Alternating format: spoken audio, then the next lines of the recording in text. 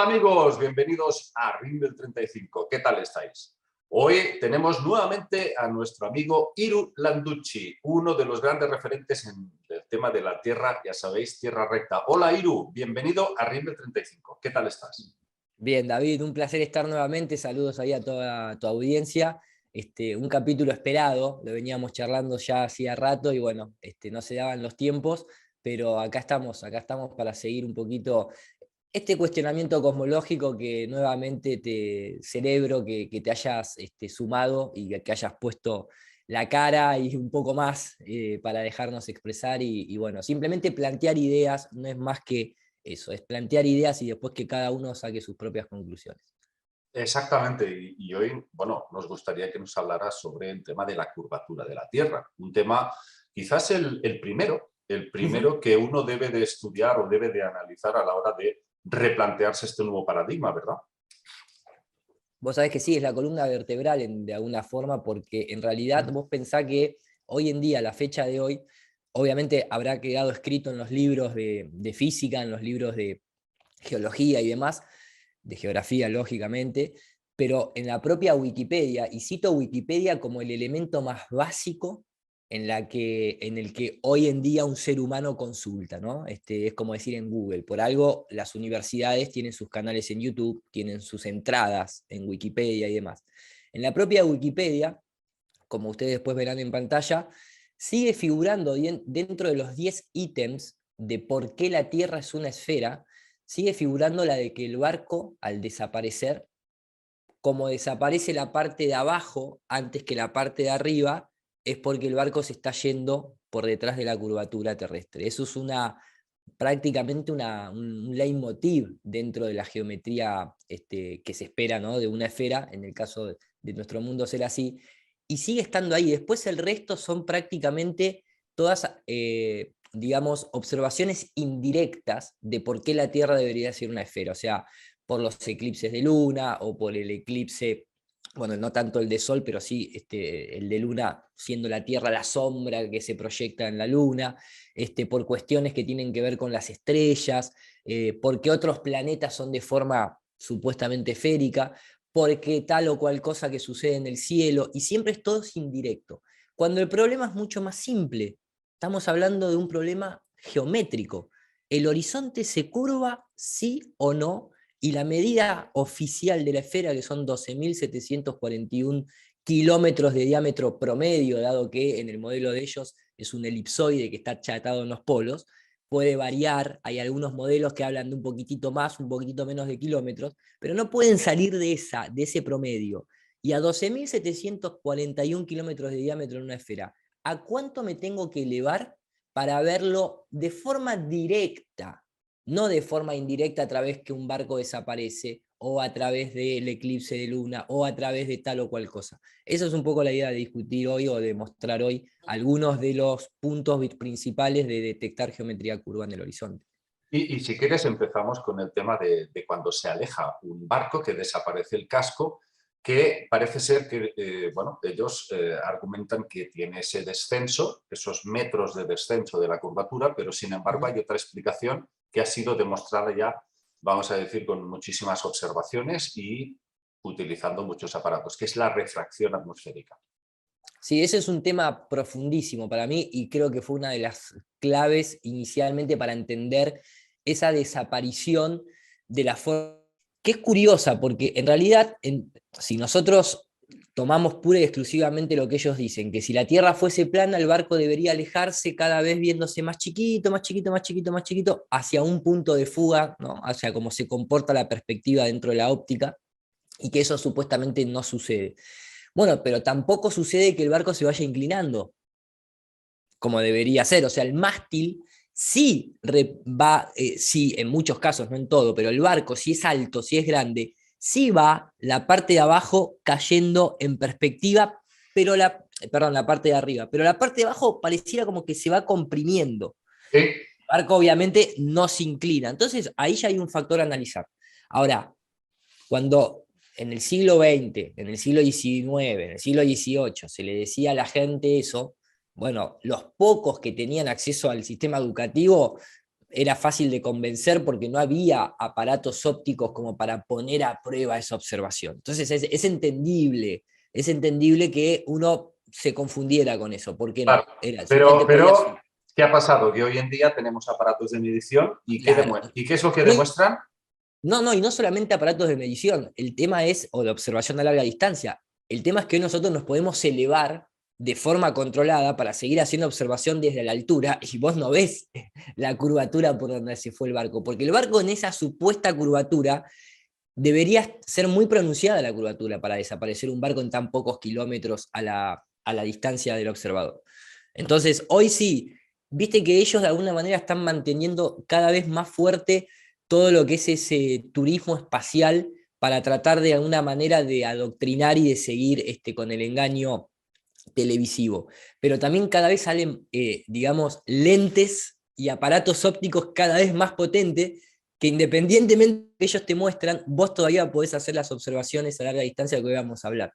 Por ejemplo, la del barco, hay muchos ejemplos que vamos a ver que se puede ver perfectamente cómo existe ese fenómeno que los italianos habían denominado la fata morgana, que Sí, sería sí. el hada madrina, que ha incluso dado muchas teorías dentro de la propia ufología o también de la mitología en la antigüedad, porque a grandes distancias, en distintos paisajes, se veían como formas que parecían estar flotando en el aire y que tenían formas como de naves, ¿no? De tipo óvalo, ¿no? Tipo así como si fuese la típica nave de platillo. Veían cosas como muy distorsionadas que parecían monstruos gigantes. Todo eso llevó, por eso le decían Fata Morgana. Pero si lo traemos al siglo XX y XXI, donde podemos utilizar el método científico para analizar, fíjense que acá lo que se ve en una experimentación controlada en laboratorio son unos nanotubos de carbono que están dentro del agua. El agua sería la atmósfera. Cuando se le inyecta calor, van a ver que esos nanotubos parecieran volverse invisibles directamente. ¿Por qué? Porque se iguala el índice de refracción. Si eso nosotros lo trasladamos, eso es el experimento controlado. Si lo trasladamos a la realidad, la propia NASA, en este documento, este es un documento oficial de la NASA de observación astronómica, ellos dicen que desde los 0 grados a una altura de 20 grados aproximadamente sobre el horizonte, en observación, es complicado tenerlo en cuenta como algo preciso porque es donde se produce toda la distorsión atmosférica. O sea, ellos mismos están diciendo que en esa franja de 20 grados de gradiente no se puede tener una observación de forma directa en el sentido de que se va a perder entre refracción atmosférica, resolución angular, punto de fuga y obviamente difracción de la luz en donde todo se va saliendo fuera de foco. Entonces ya ahí ellos contradicen su propia observación. Pero, cierro con esto, hoy en día las cámaras que nosotros tenemos, con lentes infrarrojos sobre todo, permiten ver con bastante claridad, por lo menos hasta que el objeto se termina perdiendo por resolución angular y no tanto por refracción atmosférica. Y esta es la frutilla del postre, que sería la siguiente. En esa caída de curvatura, cuando vos querés observar esto, tenés que tratar de ir al máximo de la exageración de algo que no se podría ver, que no es un barco, sino que son las ciudades, los skyline. Vale, Porque ahí sí, ahora vamos al tema de Michigan, Chicago. exacto, ahí sí, digamos, el margen de error cada vez es más chico en el sentido de querer constatar esos objetos que deberían estar ocultos debajo de la Tierra. Pero cuéntanos, el que descubrió, bueno, el que hizo estas fotografías, no recuerdo el nombre, la persona. Sí, Nicky Yoshioaki, una cosa así, lo van a Sí, ver ahí en pantalla. eran más de 90 kilómetros de distancia desde el lago Michigan y se pueden ver todos los edificios de Chicago, ¿verdad? Sí. Ese para mí, a nivel de tierra, es como uno de los casos, como te digo, bien exagerado, en donde ninguno de los edificios se podría ver.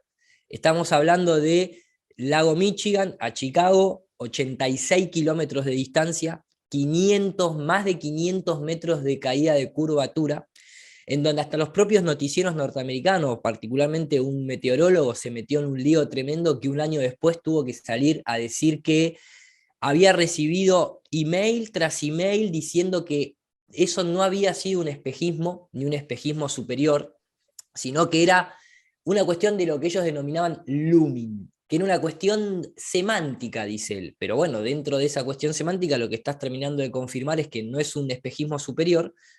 ¿A qué me refiero con un espejismo superior? Ellos querían decir que toda la ciudad de Chicago estaba oculta por detrás de la curvatura, pero un espejismo superior lo puso a la altura de nuestra vista sin distorsión, solo para que este muchacho le sacara la fotografía. Claro. Además, 15 horas estuvo expuesto. ¿Cómo Sí. va a ser un espejismo, vamos a decir, con 15 horas de proyección directa viéndose todos los edificios de Chicago? El más alto de ellos tampoco podría verse con No, la una Torre Eiffel supuesta curvatura de 500, me parece que son más de 580 son más de metros. 500 metros y el edificio más alto tiene 490 y pico. Pero además, durante el time-lapse, ustedes van a poder ver que empiezan a aparecer a los costados del skyline pequeñas lucecitas del resto de los edificios de Chicago que tal vez no superan los 100 metros de altura. Ese es un caso que fue uno de los más polémicos y que más destapó, que terminó entrando en el mainstream norteamericano, y generó bastante polémica. Pero digo, todo eso es a nivel de mar. Nosotros acá tenemos, o de lago, ¿no? A nivel de tierra, me refiero a nivel de mar como esa cuestión de estar en el suelo.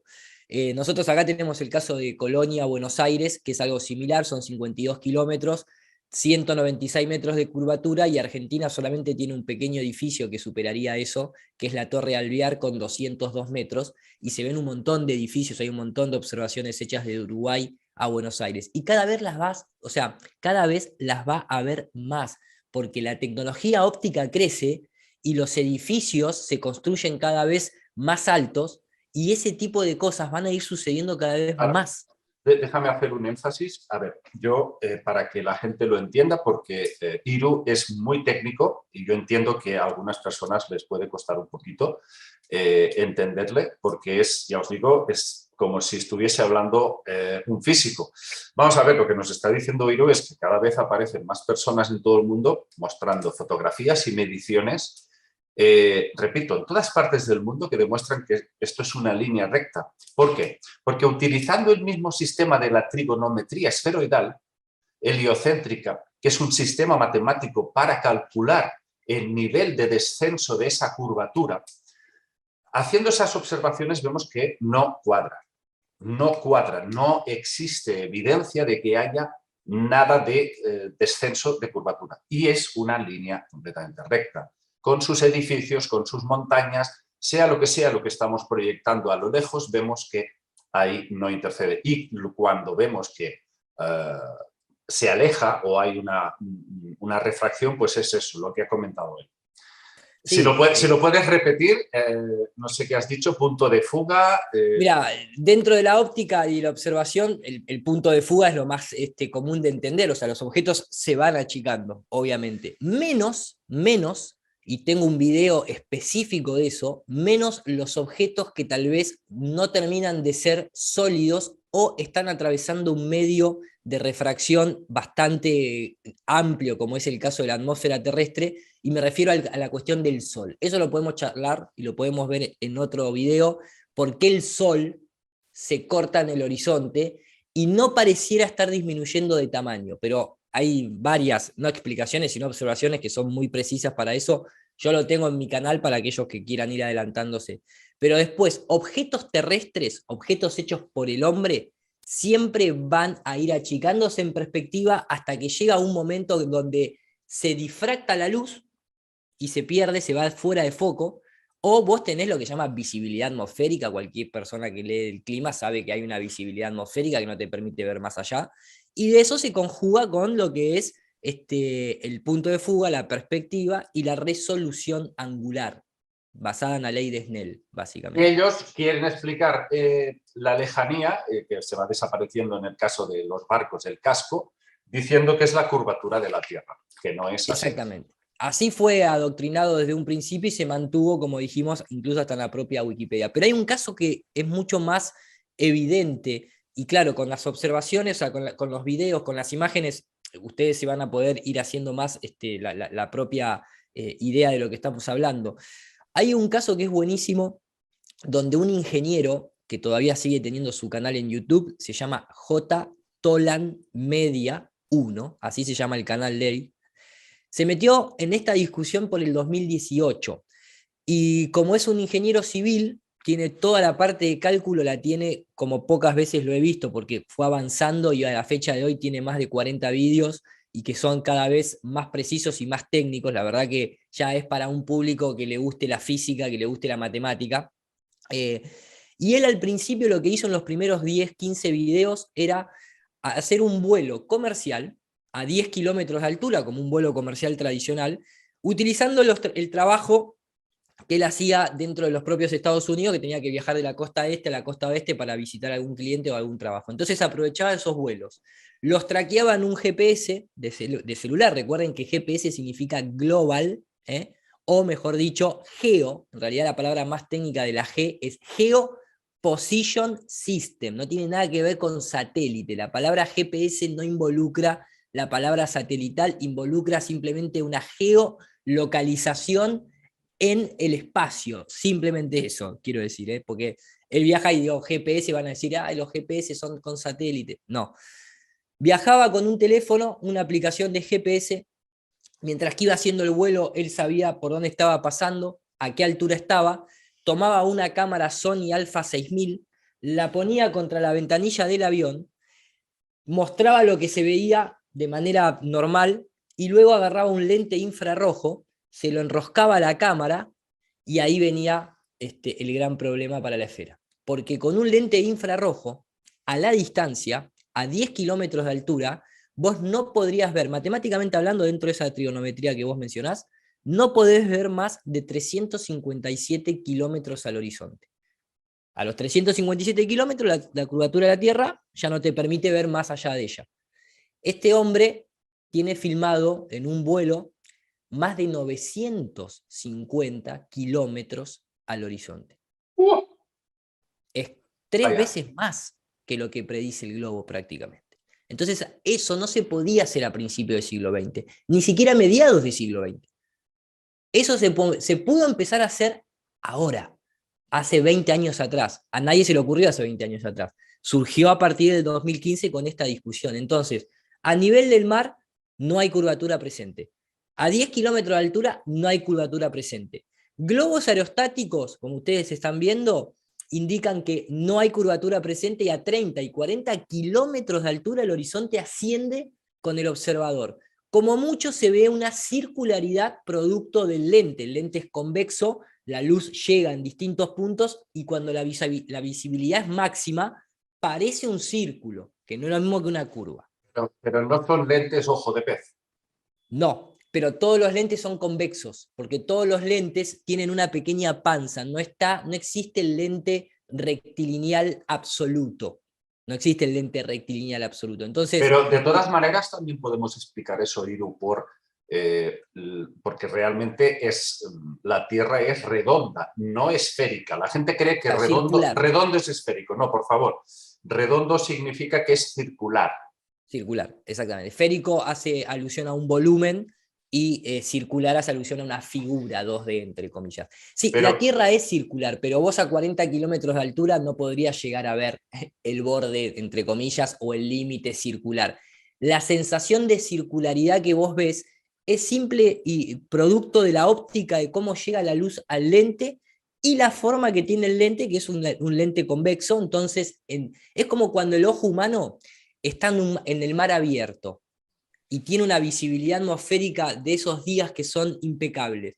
Vos tenés la sensación de cuando girás la cabeza, tenés la sensación de que estás en un círculo, pero eso es por cómo se comporta la óptica de un lente convexo, sea una cámara o sea el ojo humano. hay que La clave matizar. ahí, cierro con esto, la clave es más de 30 kilómetros de altura, horizonte a la altura del observador. El sol se ve ahí, puntual, no hay estrellas. Sí, sí. Eh, Claro, exacto. Estas imágenes que estamos viendo, bueno, que hemos visto, pues demuestran que es completamente recto. Pero quiero también decir y advertir a mucha gente que ahora empezará a ver otros vídeos de globos aerostáticos diciendo sí, la Tierra es esférica y tal, y empezarán a ver que efectivamente hace una cosa así tremendamente pronunciada. Y eso es efecto de las lentes ojo de pez. ¿Qué es eso? Pues que nada más que nada, es que hay efectos tan estrambóticos y estratosféricos que incluso se elevan nada 5 metros, Y 5 ya, metros y ya se ve completamente esférico. Y eso es un efecto de ojo de pez de esa lente. Por eso Iru nos dice que cuando se ponen cámaras que no están trucadas, que aún no siendo perfectamente rectilíneas, muestran un horizonte recto. sobre todo a la altura de ¿A qué los ojos. altura hemos llegado de máximo con globos aerostáticos? Con globos aerostáticos, porque hay dos tipos de globos aerostáticos. Hay uno que manejan las agencias espaciales que no tienen venta comercial al público, que se llaman globos super presurizados, que llegan a los 55 kilómetros de altura y es de donde se cuelgan los equipos satelitales, como estamos viendo acá en pantalla, e incluso, fíjense este lanzamiento hecho por la propia NASA en la Antártida, cuando el globo se eleva, lo sueltan del camión, el globo se está elevando, pasa las nubes muy rápido, porque recordemos que la Antártida, geológicamente, es el territorio más elevado en promedio, más frío y más ventoso del mundo. La Antártida tiene de promedio más de 2.500 metros de altura. Esa es la verdadera muralla de hielo.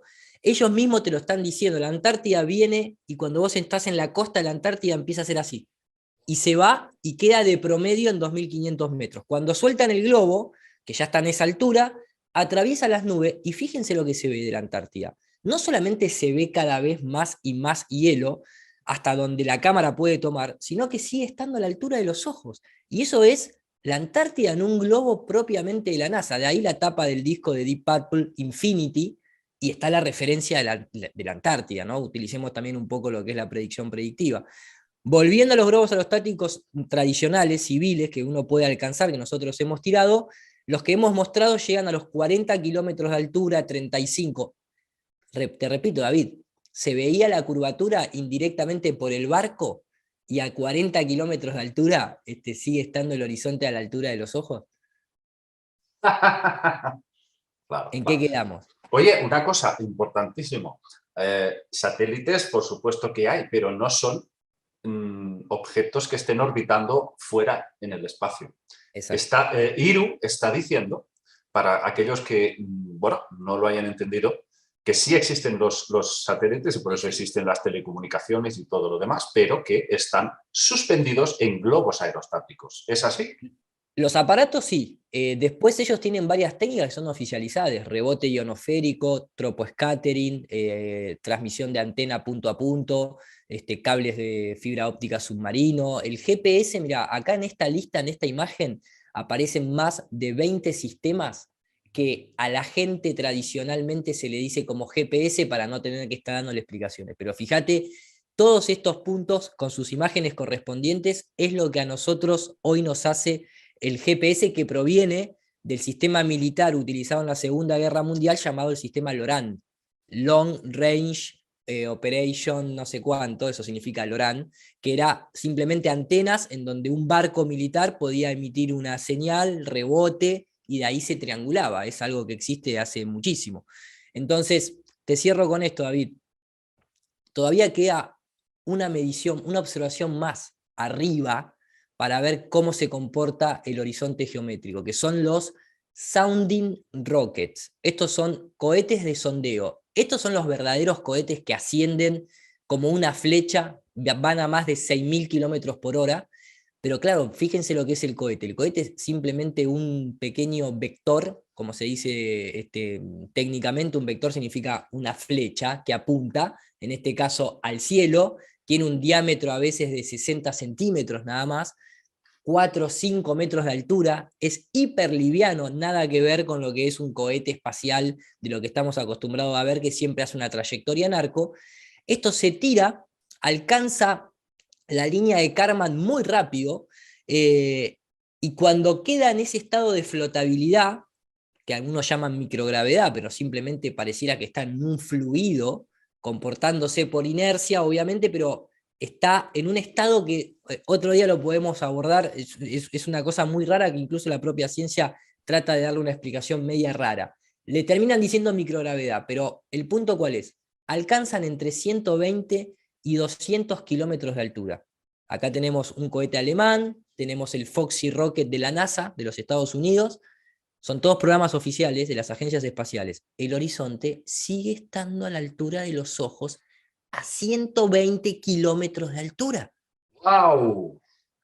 Esto es tremendo. Esto es No hay tremendo. estrellas, no hay curvatura. ¿A dónde estamos viviendo, básicamente? Esa es la gran pregunta y lo triste es que las personas que cuestionamos el modelo oficial nos tratan de locos, intentan desacreditarnos como personas, consideran que somos unos ignorantes.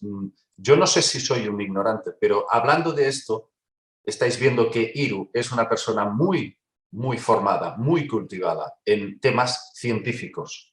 Él conoce a la perfección, al dedillo, toda la versión oficial y, sin embargo, él cree que la Tierra es recta. Eso debería de hacer pensar a muchas personas que quizás los llamados terraplanistas quizás no son unos ignorantes. Ahí lo dejo. Bueno, yo no sé si hay algo más que podamos analizar desde el punto de vista de la curvatura, pero por supuesto tenemos que analizar aún muchas más cosas en próximos vídeos con Hiru. Y para mí lo mejor de todo, porque yo hace 2 años ya que lo tengo muy claro todo esto, lo mejor es para el final, que es cuando hablaremos con Hiru de la cúpula. ¿Qué es lo que hay más allá de esta cúpula? ¿Qué es lo que puede haber? Y en eso nos basaremos, ¿verdad, Hiru?, en textos antiguos. Nos basaremos en texto activo, cuestionaremos si realmente hay una cúpula, porque obviamente hablamos de cúpula, pareciera que hubiese una cúpula o que hubiese algo que genera lo que nosotros denominamos presión atmosférica. O sea, nosotros tenemos que tener un contenedor para poder tener un sistema de gases atmosféricos como el que nosotros tenemos, porque eso está dentro de las leyes de la termodinámica. Ahora, ¿qué es eso? ¿Qué es esa barrera que contiene? ¿Es una cúpula? ¿Es un domo? ¿Es una estructura artificial? Tal vez es una condición dinámica propia de la naturaleza dada ciertas temperaturas a ciertas alturas. Bueno, hasta donde lo podemos nosotros corroborar, está interesante el tema. Por lo Muy menos va a ser interesante. algo bastante interesante. Sí. Quédense con el capítulo de hoy. Se busca la curvatura terrestre, porque no se ha podido hallar en ninguna de las observaciones a las distintas distancias y altitudes, básicamente, salvo cuando te la presenta las propias agencias espaciales en la televisión y en próximos capítulos de la vida real te la van a mostrar en el metaverso, pero en la vida real, realmente hablando, todavía nadie la pudo encontrar, ¿eh? Claro, ahí está. Hiru se está refiriendo a que cuando nos salimos de los parámetros del CGI, observando la naturaleza, no aparece esa curvatura. Exactamente. El próximo día yo creo que tendríamos que hablar de la mecánica de los fluidos. Eso, y bueno, ahí hay una gran clave, fácil de entender. Yo sé que a veces parece un poquito técnico, por eso ponemos las imágenes, porque de esa forma se entiende a la perfección lo que uno está hablando ahí con imágenes directas. La mecánica de fluidos es muy fácil de entender y hay varios ejemplos y sobre todo varias construcciones que de alguna manera materializan esa propiedad física de que el agua siempre mantiene su nivel y por lo tanto no existiría ninguna fuerza que esté haciendo que los fluidos se queden adheridos a una pelota giratoria en el vacío del espacio, ¿no? Es una locura, de verdad. Pues sí. Hiru, muchísimas gracias. Hoy ha sido extraordinario. También lo has resumido pues muy bien, ¿eh? Algo que no es fácil de resumir. Te queremos mucho, lo sabes. Para nosotros eres un gran referente. Yo ya, desde el primer día que te vi, me quedé fascinado con tus explicaciones, súper coherentes, súper sencillas de entender cuando tienes un mínimo de conocimiento, porque hay a veces que cuando te embalas cuesta un poco seguirte, pero lo haces muy bien, lo haces muy bien. Muchas gracias. Entonces, estás invitado y esta es tu casa, Hiru. Muchas gracias, David. Saludos a tus seguidores, a la audiencia de Rimble. Y nada, nos vemos en el próximo video programa. Muchísimas gracias, de verdad. A ti. Y a vosotros espero que os haya gustado esta explicación de hoy y como mínimo haya suscitado vuestra curiosidad para seguir investigando por vosotros mismos hasta que lleguéis a más conclusiones. Un abrazo para todos, amigos. Nos vemos.